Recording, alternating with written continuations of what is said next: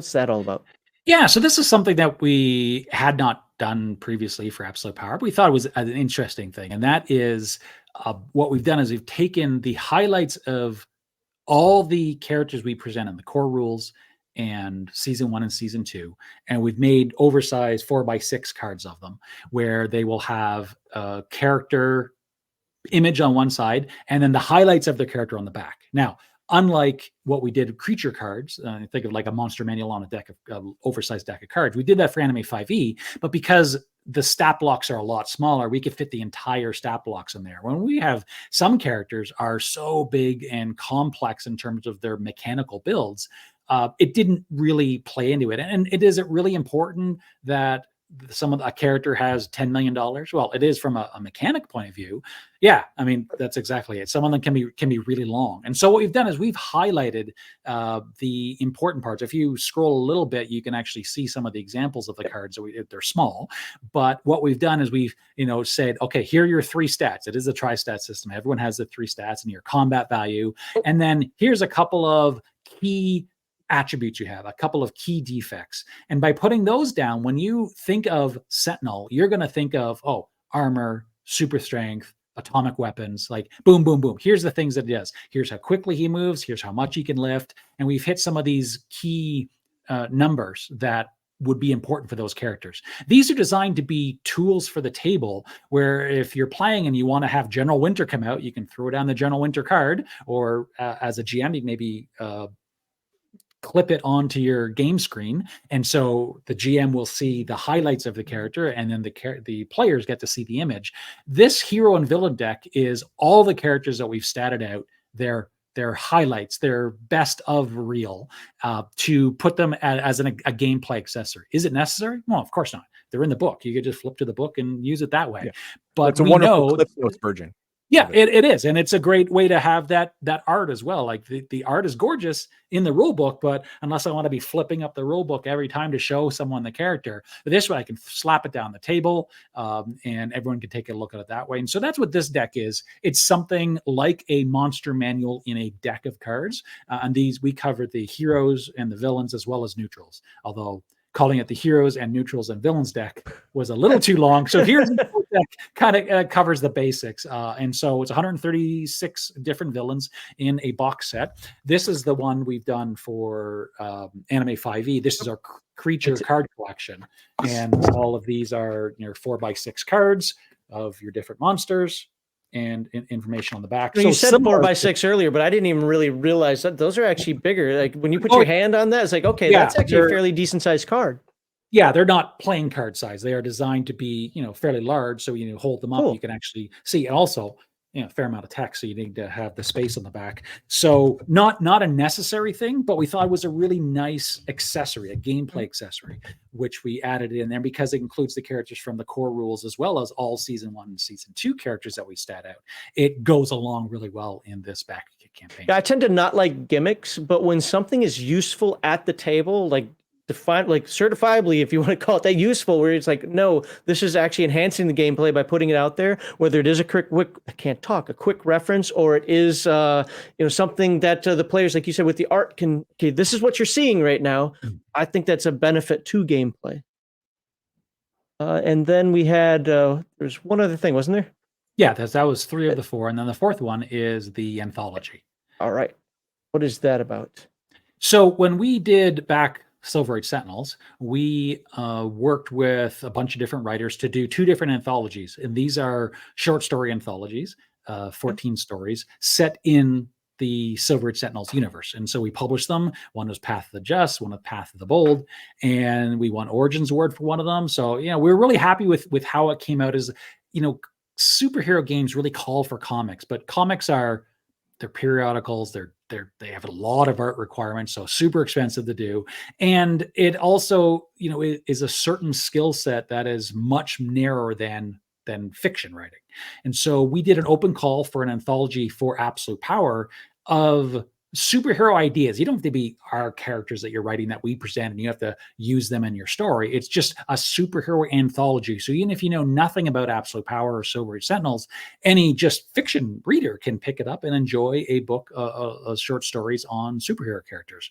So we followed up, although it's not Silver Age Sentinels did Absolute Power, but calling it the Path of Absolute Power kind of fits in thematically with what the first two were back 20 years ago.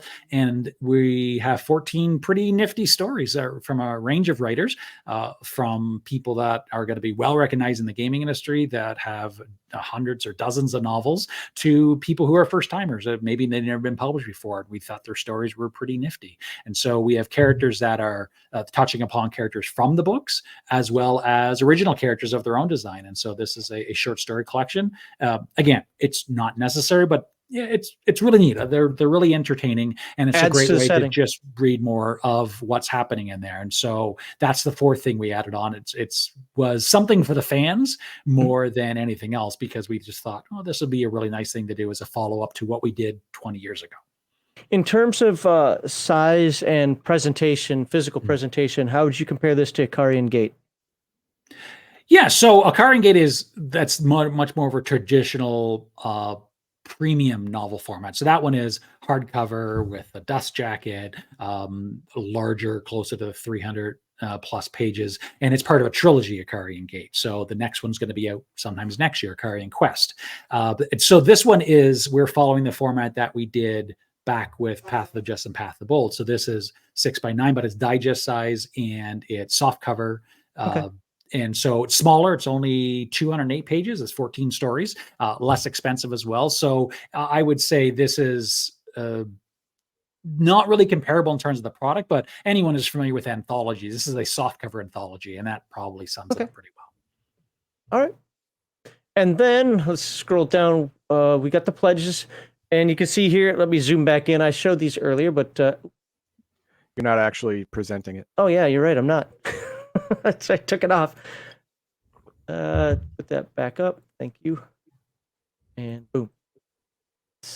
F11 that so we can get full screen. There we go. So for $20, you get the Path of Absolute Power, which is that's just the anthology, right? That's right. In both printed and the 3 different digital versions, where it's EPUB, Mobi, and PDF. Okay.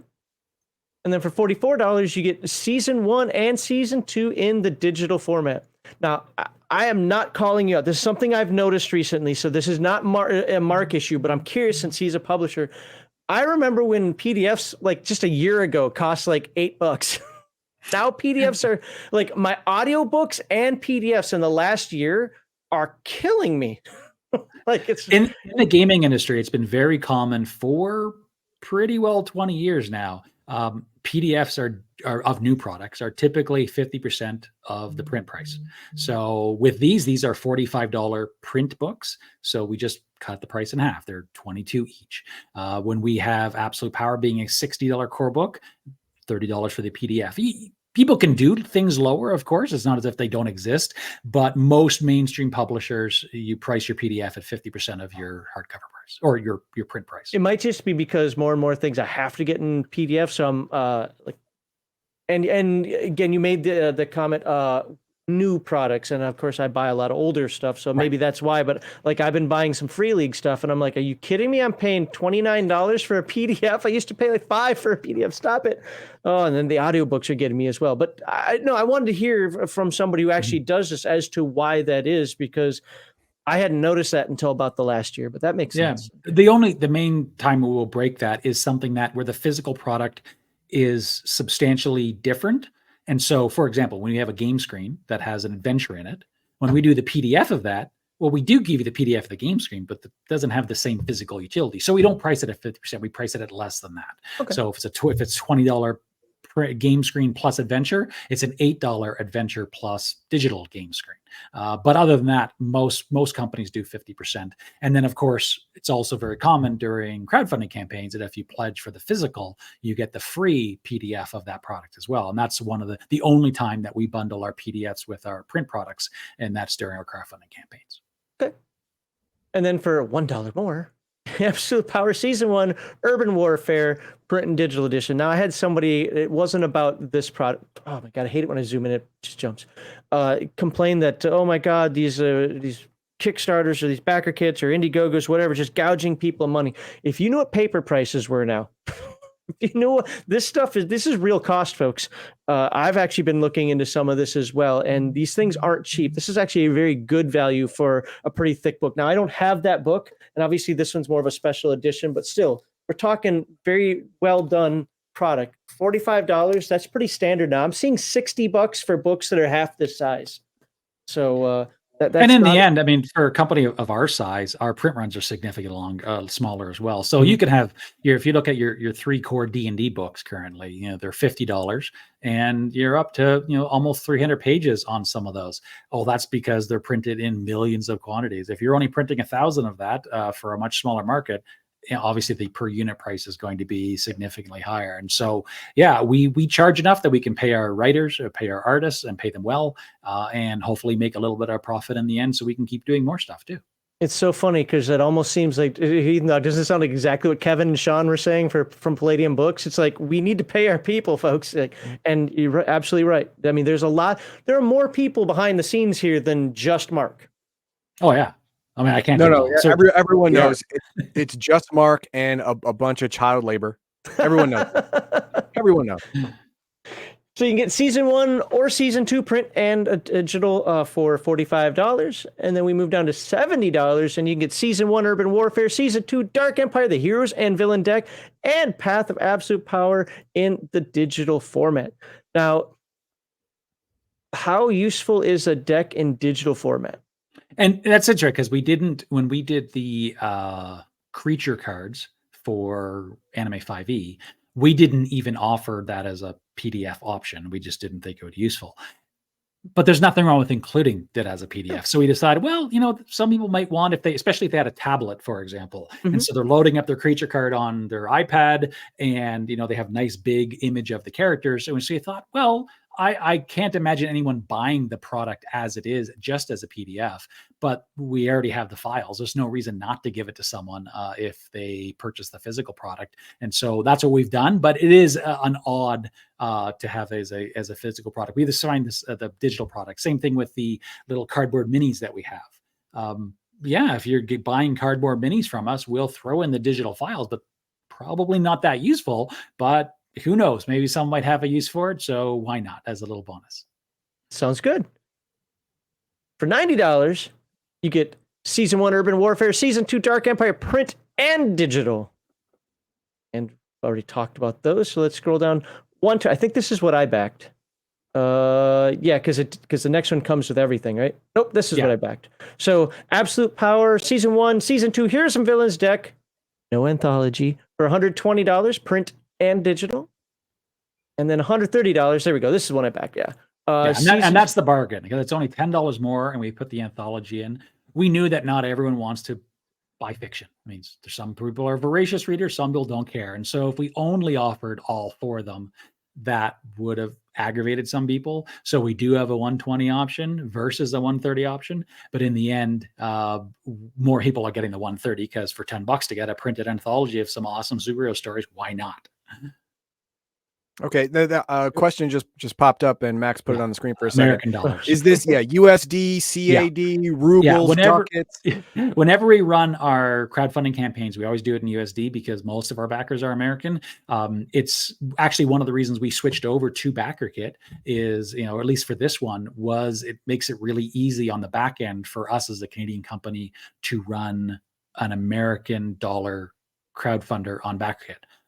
Can't do that on Kickstarter. We actually have to partner up with an American associate to have the back end of us secured, because we can't have one as a Canadian company. They refuse to let you do US dollar crowdfunding. Wow. So it's why? I don't know. It's just the rules. So with BackerKit, it's great. It's all partnered up through Stripe, and, you know, as a Canadian company, we have a US Stripe account. So easy peasy to get it set up. So yeah, all these are American dollars. Okay. Because if we had it in Canadian, this would say 200. People would be losing their mind, even if in the end it is the exact same amount. But we know most of the Americans are used to seeing things in American dollars, and we don't want to scare people away if it was more expensive. Now, if the Canadian dollars was more powerful, maybe we want to do a Canadian dollar if we could say that this is a $50 package and then trick people when it's still 130 American. But right now, no. Deception is bad unless it benefits me. Exactly. No. Well, then we have the big one. Let's say you don't have absolute power at all in any way, shape, or form, and you want everything at one time. Bam, $250. And look, I don't have the cover on here because I was reading it. But here you go. This is there you go. This is the books are like nice little plushy. Oh, let me ask you. Actually, is it this version of it, or is it the normal cover version? Okay. At the 250 one, it's specifically the slipcase edition. So it is the premium version. That slipcase edition has 2 books in it. Normally, the 2 books individually, regular editions are $120. It's $150 when it's in a slipcase and has all the fancy bells and whistles. For this particular one, we know that people really enjoy the slipcase 2-volume set, and so we made this as part of the 250. I just hate opening the final books.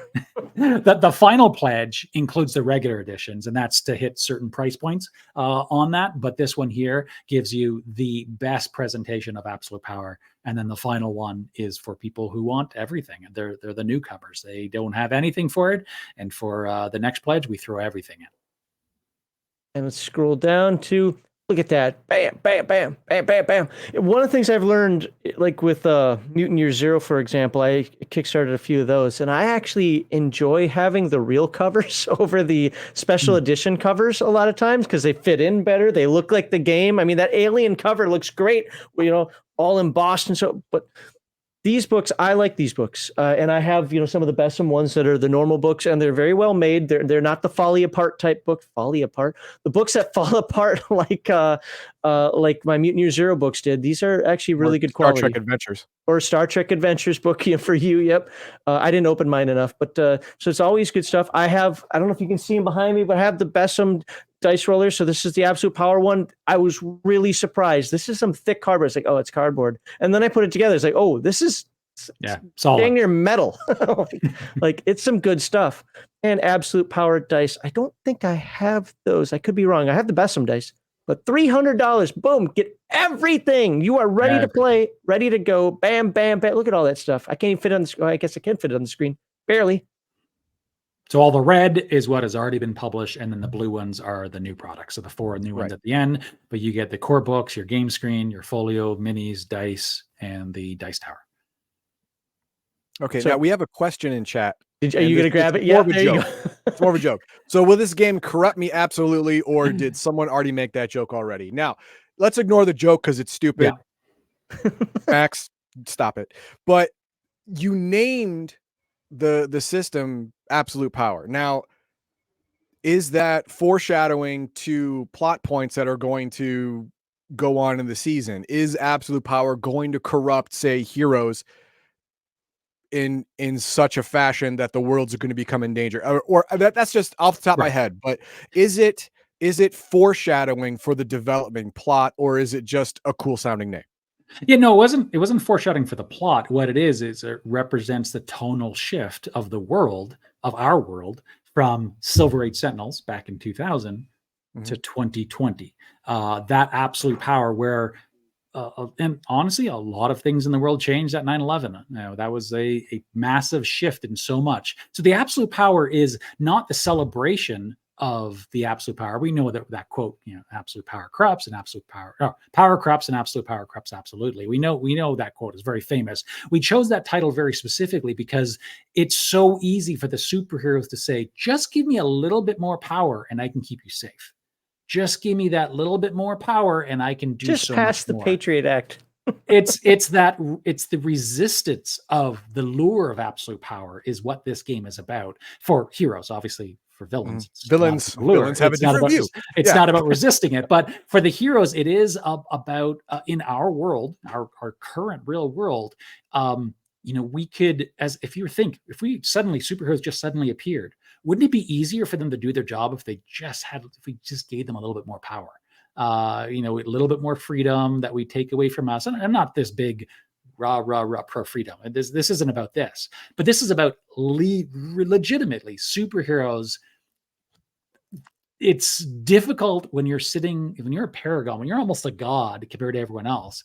It's very difficult to bring that humbling sensation to you. And it's that reminder that although we could have absolute power, we have to resist that lure to it. We talk a little bit about this in the core rules. It's not something we go off directly on, but we just address it. That's why we changed the name. If we called the Silver Sentinel 2nd Edition, we couldn't have created the game we wanted to create, which is, we think, represents the tonal feel of what's our real world now in 2020.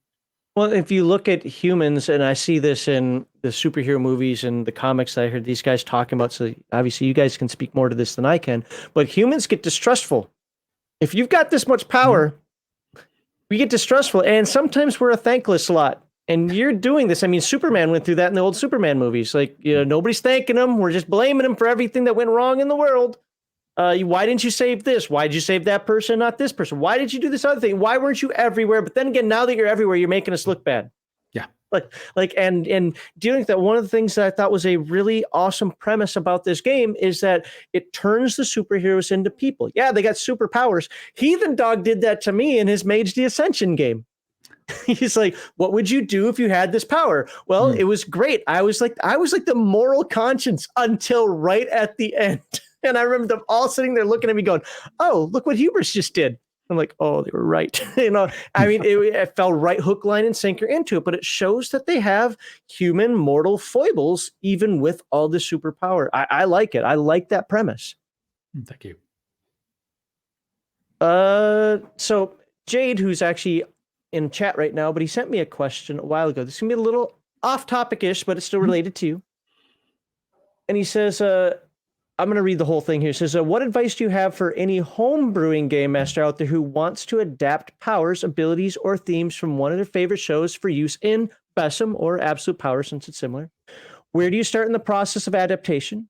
And can you offer some insights into your methods and processes that lead you to codify mechanics and rules of Besom when much of the shonen anime, I don't know what that means, but I'm sure you guys do, and manga seem to rarely follow any hard rules or mechanics? And I can break that down if you need me to. Yeah, no, I totally get that. Okay. In the end, whenever you're dealing with stuff, let's talk about our games, because it's a point buy system, and that you're always trying to balance the points. And that's not to say every point is going to be equal in every situation. So if you have the flight ability and you're in a cave, well, it doesn't matter how many points you put in the flight. Maybe that wasn't very useful in that specific situation. But in a point buy, that the philosophy of any point buy game, Tristat, Champions, whatever it is equal utility is equivalent to equal points in the broadest sense that you can have. Individual situations may change that. And so if you're looking at a character in an existing game, an existing TV show or a movie or a novel or whatever, and you're thinking, how do I adapt that power into Besom? First of all, we might have something in Tristat, whether it's Absolute Power or Besom. We might have something that already comes close to that, maybe with a few minor tweaks. So, well, it's the teleport ability, but I add on this limiter and this enhancement to modify teleportation, and suddenly it's very similar to what this character can do in this show. But even if there's nothing in our game that covers it, because while it is a very comprehensive system, it can't come up with every single instance, which I mentioned, which is why we have unique attributes. But if you wanted to create your own, then it's coming up with the relative point value compared to other things we have in the game based on the utility. And it's also not just a strict system. It does come into philosophy of genre as well. So a great thing to look at, if you say, well, why is fighting really, really expensive if we're playing a slice of life game where no one fights? It's like, well, yeah, it kind of doesn't make any sense. If you're having an attribute that's powered a certain way and priced a certain way, if it's never going to come up. When we create Absolute Power, that is our general broad-based superhero game, and we've priced everything according to a general broad-based superhero setting. If you wanted to keep within that setting, then great. All the point values that we use, you can then use that as a benchmark whenever you're pricing out what your power should be. So if it's like, well, it's roughly the same utility as flight, even though the power might have nothing to do with flight. But yeah, it's about as useful as someone who can fly is great. Maybe it should be 3 points per level then, because that's the cost of flight. But if you're using something that's not superhero based and it's going to be very specific to a type of campaign, maybe you're playing a game where everyone's a little anthropomorphic characters from mice and gerbils and all that kind of stuff. Well, suddenly maybe that point based of what super strength is maybe at 8 points per level. Maybe that doesn't make any sense when it doesn't play into that game. And so you have to make adjustments in any point based game. What is the utility in what you're trying to create? Which is always the difficult of what we, when we try for that forward as the multi-genre universal system, it is intended to be that kind of the one ring that rules them all. It is the system that rules it all. But obviously we can't deal with every possible cost variation according to your specific setting. So we do the best we can on the broadest base for what most people are going to role play in. But if you have something very specific, then you have to customize the cost based on what you think makes sense. I think he did a fantastic job, at least for me, in Bessem, because I can't remember if Heathen Dog reviewed it or if he was just talking about it one time, but I thought the most nonsensical thing I ever heard was a slime rancher anime, and I'm like, or I'm a slime or whatever. And there it was in the Bessem book. I'm like, you can literally do everything in this dumb game. like this is what's going on here. And but you take those frameworks and you can just pull this out, pull that out. And you can end up making what you want. And like you were talking about, you have those different settings already. And if something in one setting doesn't make sense, change the points. That's why the points are there. It's simple math. We all went through grade school math. So hopefully we can figure it out. If you want your game to be more, less magical, you want magic to actually be a little bit more impotent, you can just make it cost more points. Cost more. Yeah. Make it cost more. So not everyone has that much because they can't afford it. The other aspect of it is not every character is the same. If you were to really just stat out every one of the DC comic book characters, Green Lantern, Superman, Wonder Woman, Batman, Flash, whatever else is there, I don't know. They wouldn't all have the same amount of points. No, definitely not. And some things in comic book logic or even movie logic is very difficult to turn into a game system. If you were to stat out the Flash, someone could move the speed of light or faster, and how many actions they can have, you put into any point-based game and they break it. I mean, if you say, oh, I can do 1 million things a second, well, you can't price that out. So there's certain things, and if you look in a movie or a comic, they can have the story be exactly what you want to be. So you can have a Flash comic of 32 pages where everything happens in a half of a second. But that doesn't work very often in role-playing games. So you kind of fudge a little bit. If you want to play the Flash, he's probably not doing 1,000 things every second. So we price things accordingly. But in the end, we tried to come up with the broadest base of what the characters in the common comic book worlds and movies are going to do. And that's how we set it up. But, what narrative logic is not the same as game logic. They aren't going to be equivalent, but you can come up with an approximation. Right. And I'm glad you said pricing, because what I do because we started talking about adapting an IP to your game. How would you do that? How do you compare stuff like that? What I've always done is I find the Rosetta Stone power. And what I mean by that is a power in the comic, anime, movie, whatever, TV show, what it does, and find one power in that game system that is equivalent. Doesn't have to be a big thing, can be a little thing, but that's the starting point to convert everything else. For example, Superman's eye beams, his heat vision. Now, if you want the maximum power level possible, you would go to the death of Superman when he was fighting Doomsday. He let loose. So you know exactly, and it told you exactly the heat amount. It was being less than 5 feet away from a blast furnace. In my game, it actually has fire. Oh, blast furnace, this much damage. Now I know. That's my first equivalent. And from there, I can convert everything else. So I try to find that one thing, that one piece of information that unlocks all the other answers. That's how I do it.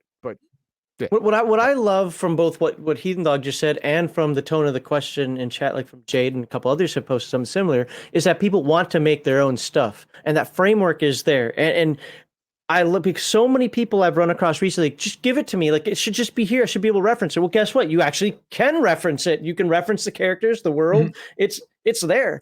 But I like the imagination, or gotta be careful with that word. but I like it when players come up with their own settings and find ways to tweak it. And as long as the game master is upfront about, hey, this setting overemphasizes this, underutilizes that, but that's the intent of the setting, and going forward, boom, you make a character for that, you're ready to go, and that experience is different than an experience playing with somebody else. So it's dang near infinite.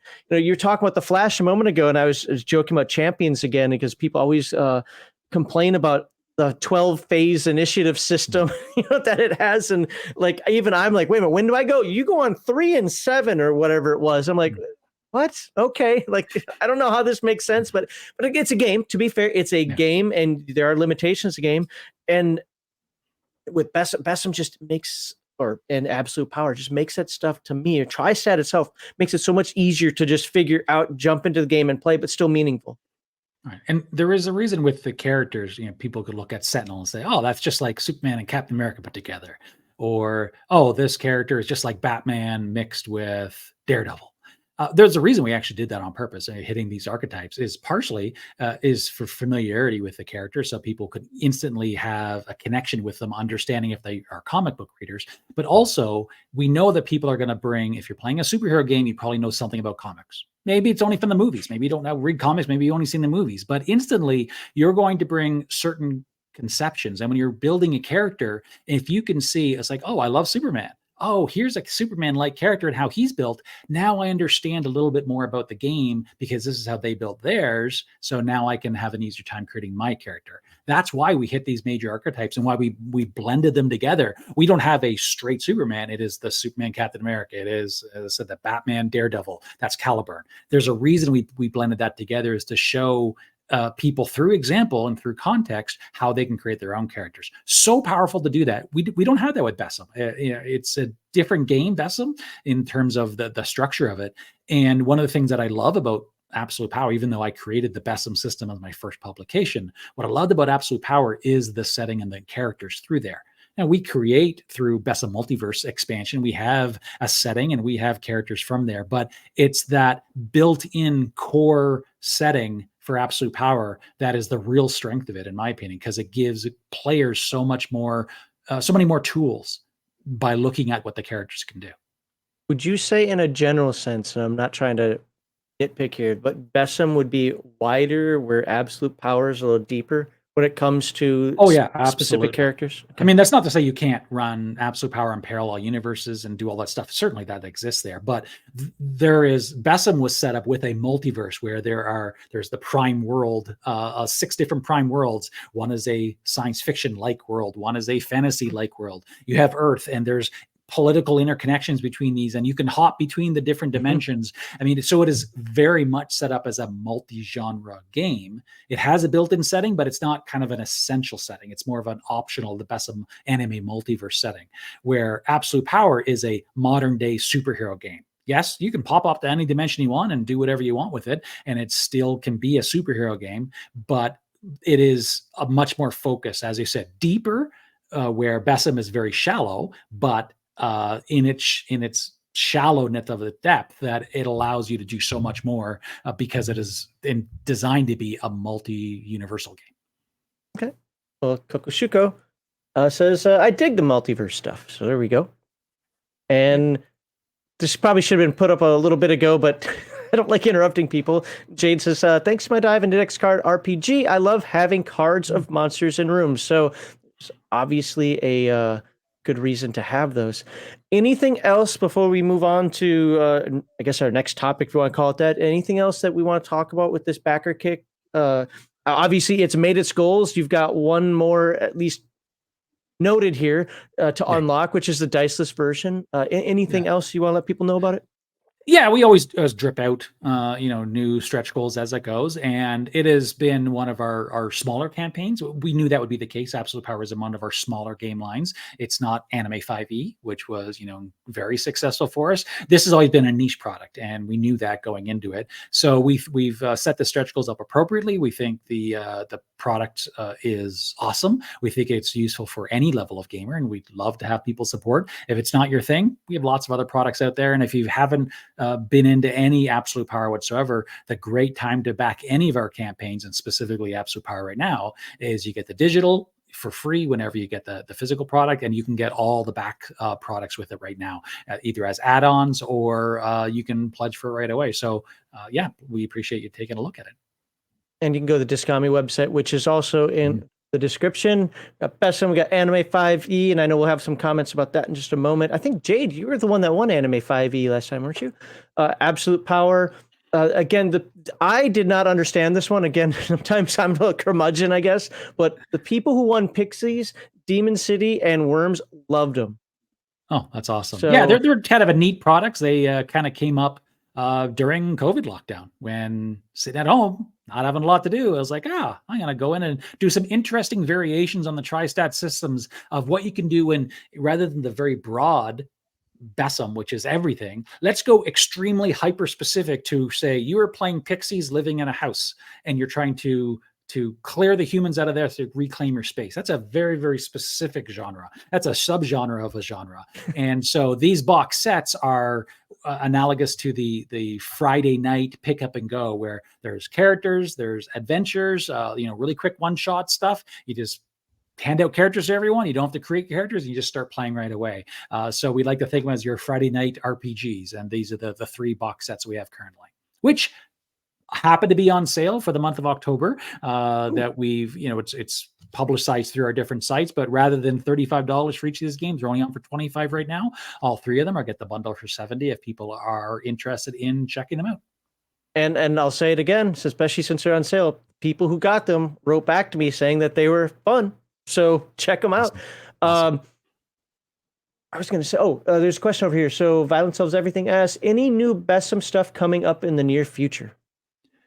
So of course we have multiple different lines, and we're a small company. We just recently fulfilled the Kickstarter, and now they're in distribution as well, of our big Bessem Multiverse line. So we had the Bessem Multiverse core book, which is, core expansion. So this is the setting of Bessem that covers the entire cosmology of it, and other accessories that came out with it, including, you mentioned Carrion Gate earlier as one of the things that came out. So we did that. We did the crowdfunding campaign, and yeah, there you go. And it has been fulfilled in the crowdfunding. It's in retail stores. Then we switched over Anime 5e. We just finished up doing a crowdfunding campaign for that. Then we switched over Absolute Power. We're running it right now. We are going to be circling back in early 2024 back to Bessem. Yes, absolutely. We're going to have more. But of course, we, as a small company, we don't have the resources to support everything all at once. So we kind of focus and hit our different game lines at different times. So keep an eye on our socials for early 2024. It's funny to hear. That's where you messed up. What you have to do is do everything all at once, borrow money from as many gangsters as possible, and then just hope and pray you can pay it back without losing your legs. Yeah. I mean, duh. Well, it's funny to hear Mark say that, because Kevin and Sean were on here saying the same thing from Palladium Books. We're saying the same things. Like, we only have so many people. We only have so many hands that can write this stuff. We have, not to be fair, some of their things have been people have been waiting on for like 20 some years, but hey, they work on the stuff that they can, right. And we have high quality control. I mean, I don't want to publish crap. So I want to make sure that all the stuff we do, whether it's the art or the writing, the concepts, are all going to be good. And so that means by necessity, we are going to have a slower production than just churn. We're not here to churn. We're here to produce good stuff. I'm doing this because I love the products that we do, and I want to make sure I continue to love the products that we do. Well, that's one of the reasons why I reached out to you for this and I think I said it last time you were on, if not, I meant to, is that talking with Mark, talking with Kevin, we talk with people that have passion for the hobby and their products. Mark doesn't just come on here and be like, buy my stuff.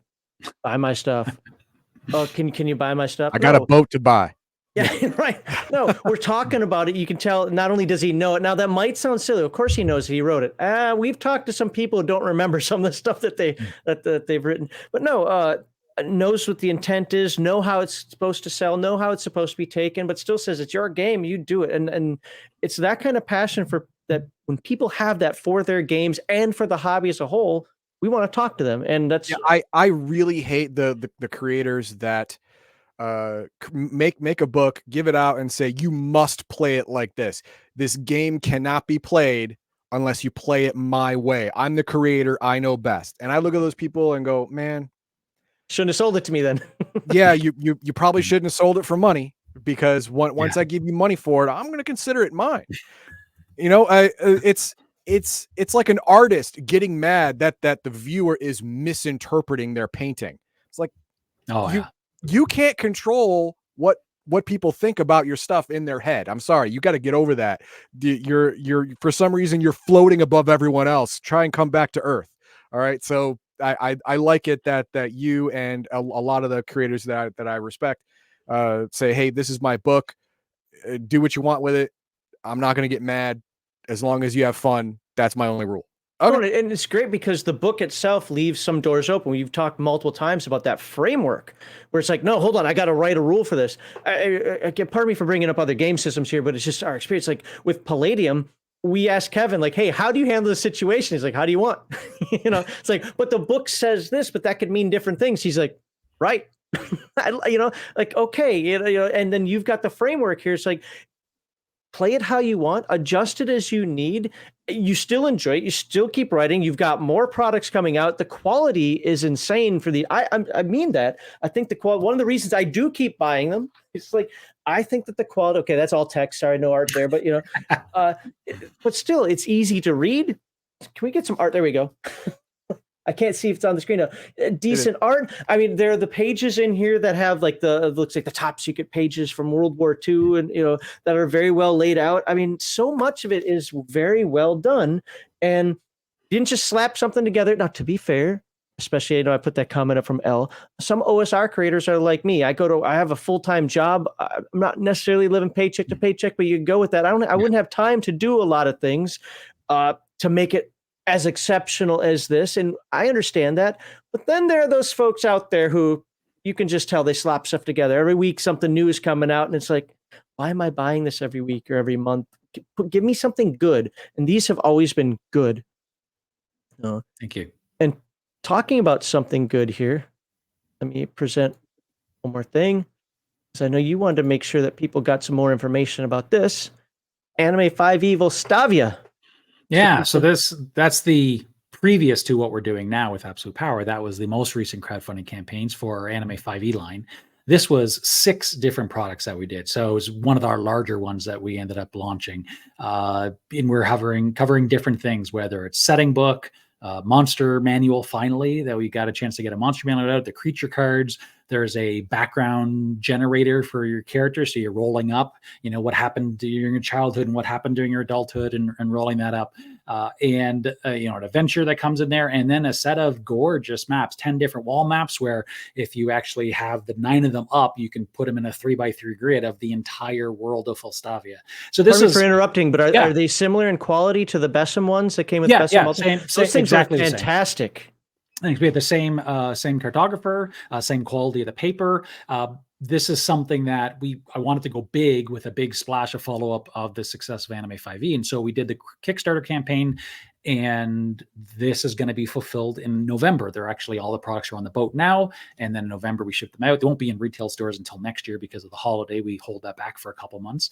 But if people are still interested, there's chance. If I know there's not maybe a lot of Anime 5e gamers that would be your followers here, but if anyone was interested in picking anything up, whether it's the core rules or any of the new expansions, we still have the late backer kit option on that. So if you go to anime5e.com, that can always redirect out to purchasing up these new products. And so we're really happy with the Anime 5e line. We think it's pretty spectacular for something that was my first role-playing experience back in D&D, and this is a way to merge the best of what we like about our Bessem and Tri-Stat system with the 5th edition rule set, and to create something that we think is pretty unique. Awesome. Hey, Jade, there you go. Throw up that whole fry, take my money meme because I know Jade likes Anime 5e, so there's at least one out there. But all right, let me. It's such good information. I don't have any other questions. We're actually coming up on 2 hours, which is short Yeah. for us, but I'm thinking this That's is a what you good agreed time. to. So we actually made the mark. It's Yeah, amazing. weird, right? Because I'm used to going 3 and 4. But with that said, I don't want to just kick you off the stream here. Like, we're done. Is there anything else that that you want to bring up? Anything that I missed? Anything that you think that would be beneficial for folks to know out there? Oh, hug pillows. Yes. No, I mean, certainly I appreciate any time I had a chance to come on here and talk to you both and, kind of give some context to your viewership as well. So thank you for having me on. I know Absolutely. that, it's, we are a small company, but in the end, I think that's some of our strength that we have with it and the support we've had with your backers whenever we had the medical kicks, crowdfunding campaign for my shoulder. It was greatly appreciated. I can't thank you enough for helping out with that. And yeah, it's a pleasure to, whenever I come on here, keep an eye on any of our socials. We're at Discami, DYSKAMI at Discami, whether it's Facebook or Instagram or Twitter. We do a lot of cross posting because not everyone's everywhere, but keep following us on stuff if you're interested in learning more. Yeah, that's pretty well it. Thanks for having me on. Absolutely. If you can hang up for just a Happy to couple have minutes here, we'll talk after the fact for just a moment, and Sure. then Heathen Dog, anything to wrap? Do you want to do some words of wisdom or anything, or anything to wrap this up? Or How am I going to words? Okay. Absolute power. If you want a close to as possible turnkey world to plop your players into and just have them fit somewhere, have plots that are started for you, the ideas to move forward there for you. You don't want to put a whole lot of effort. You got a job, man. You got work. This should not take 80 hours a week to make your campaign. This is your deal. You want to play a superhero campaign. You don't want to just crib comic book and movie ideas. You want some original stuff, but damn it, I don't have the time to actually flesh out something to the detail where I won't feel embarrassed trying to run it. Absolute power is for you. That's it.